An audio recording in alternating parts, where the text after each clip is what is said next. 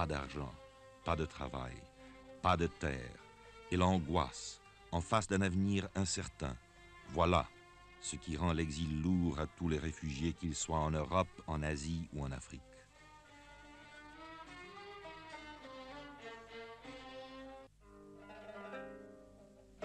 Les réfugiés dépendent entièrement du secours international. Dans ces conditions, un régime de 1540 calories par jour est souvent tout ce qu'on peut leur donner. Et 1540 calories ne suffisent pas aux enfants en pleine croissance. Or, les enfants constituent plus de 50% des réfugiés.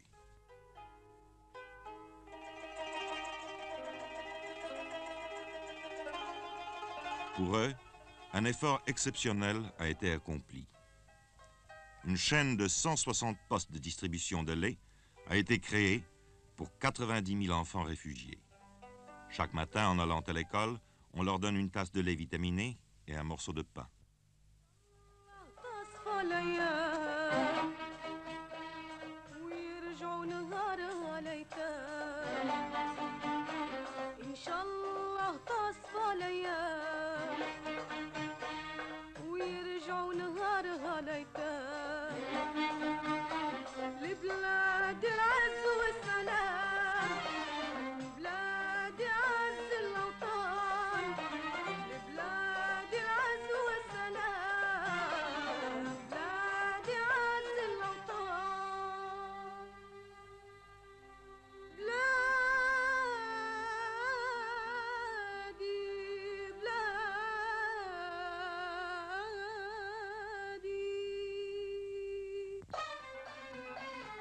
Aujourd'hui, les enfants réfugiés sont pleins de vigueur et de santé. C'est joyeusement qu'avant de se rendre à l'école, ils passent au centre de distribution. Les autorités tunisiennes et marocaines ont permis l'accès de leurs établissements scolaires à tous les enfants réfugiés. Mais, dans certains cas, il a fallu avoir recours à l'aide internationale pour améliorer les possibilités dans ce domaine.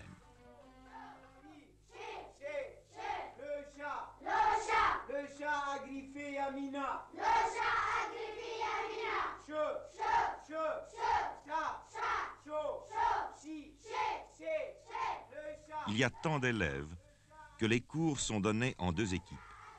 Mais la soif de connaissance est si grande que d'habitude le groupe de l'après-midi va au cours du matin et reste dehors pour l'entendre. De la même façon, le groupe du matin assiste au cours de l'après-midi.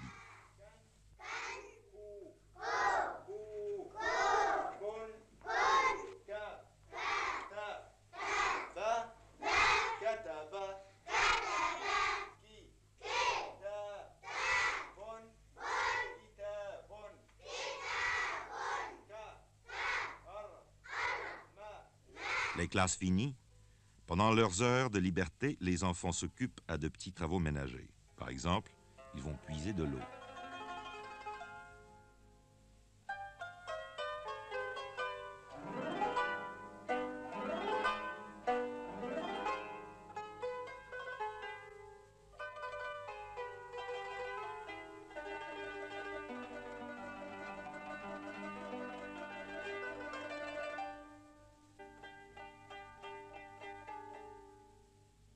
Mais comme tous les enfants, ils aiment jouer, même si les jouets sont rares. Voici un jeu que connaissent tous les enfants du monde. Il n'est besoin que de quelques cailloux qu'on jette en l'air pour les rattraper adroitement sur le dos de la main.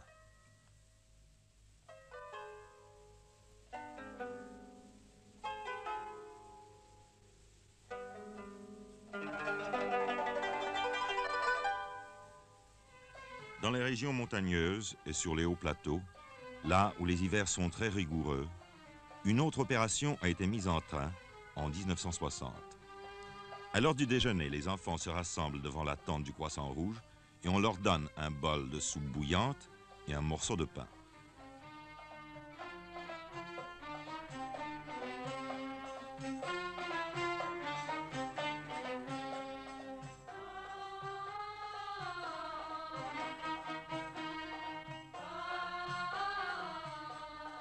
Deux fois par semaine, on ajoute de la viande.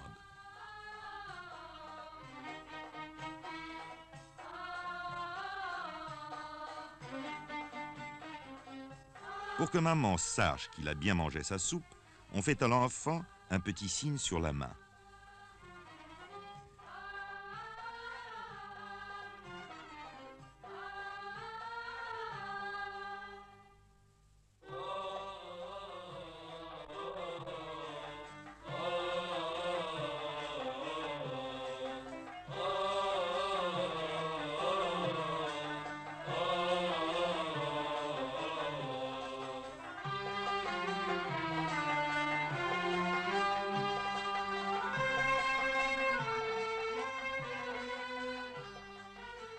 Avec tant de réfugiés disséminés sur des centaines de kilomètres, il a fallu mettre sur pied un service spécial de santé.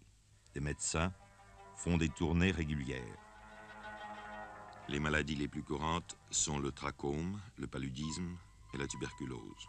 Leur fréquence aujourd'hui a été ramenée à des proportions normales pour la région. Mais c'est là une longue bataille menée, qui fait partie de l'effort nécessaire pour élever le niveau de vie général.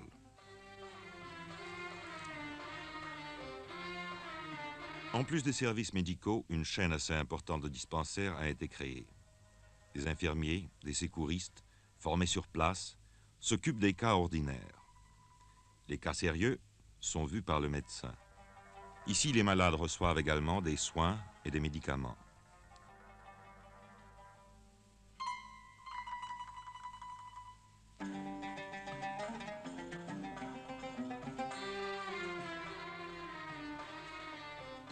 Ce service sanitaire est très apprécié par les réfugiés.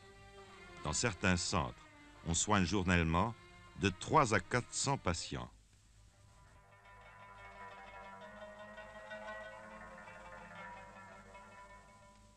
En Afrique du Nord, l'hiver, il peut faire très froid. En 1961, il est tombé dans cette région près de 2 mètres de neige. En hiver, les réfugiés restent à l'intérieur autour du feu. On leur a distribué des dizaines de milliers de couvertures et des centaines de tonnes de vêtements usagés. Et pourtant...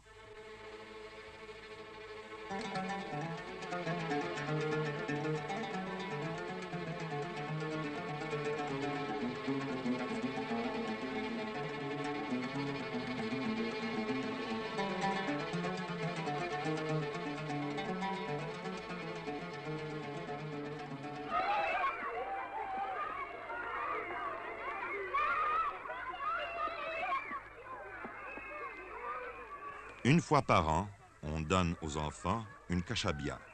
Il s'agit d'un vêtement à capuche qui les tiendra bien au chaud.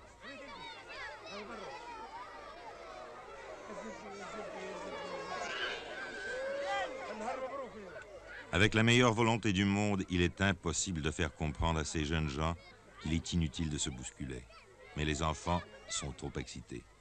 Ils ont trop peur qu'en fin du compte, il n'y ait plus assez de kashabia pour tout le monde. Si quelque chose peut décrire l'extrême dénuement de ces enfants, leur dépendance totale d'une aide extérieure, c'est bien cela. Cette crainte de voir la générosité se tarir quand leur tour viendra.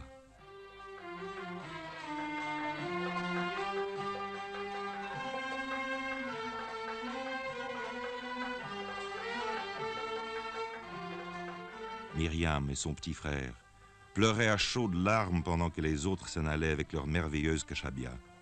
Ils étaient les derniers. Mais il en reste encore. Pour lui, pour elle.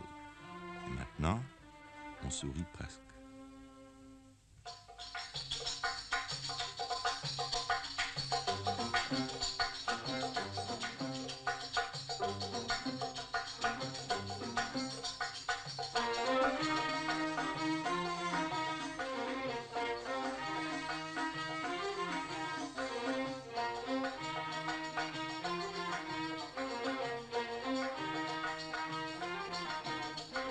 Voici ce qui a été fait.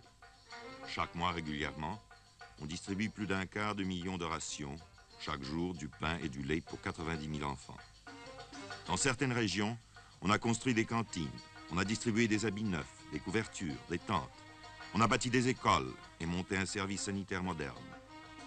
Cette opération a obtenu l'appui de 65 nations, grâce aux sociétés de la Croix-Rouge et du Croissant Rouge, de Lion et Soleil Rouge, aux agences bénévoles, aux contributions financières des gouvernements, des groupes privés ou de particuliers. D'un bout de l'année à l'autre, les dons venus du dehors sont rassemblés et les vêtements triés selon les tailles et les âges. Les sacs usagés qui ont servi au transport de la farine sont transformés en chemises et en vêtements. Ce travail est accompli par des jeunes filles réfugiées dans un centre d'apprentissage du Croissant Rouge d'Oujda au Maroc. Le cours est très attentivement suivi par ces adolescentes. زيدي هكذاك. ديري 5 ديري 4 بالرز.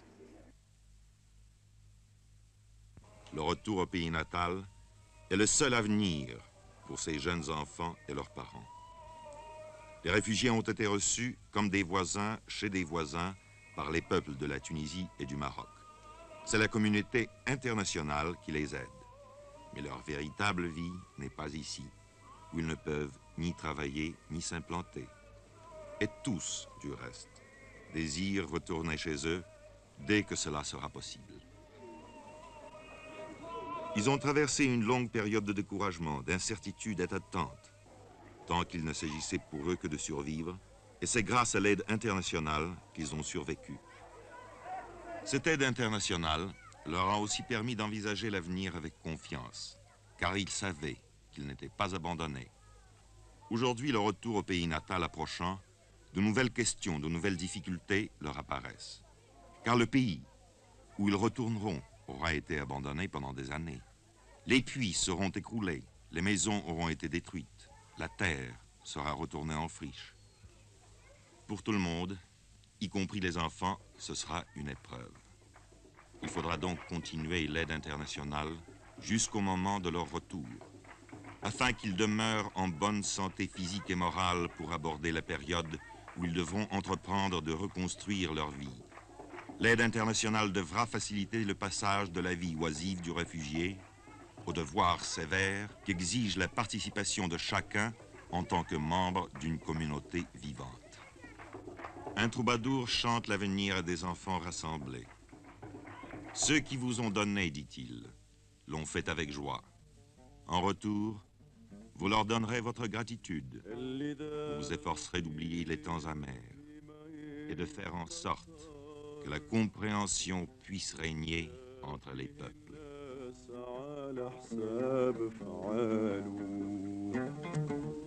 نتمنى التوحيد لجميع البشر في عالم سعيد تزيان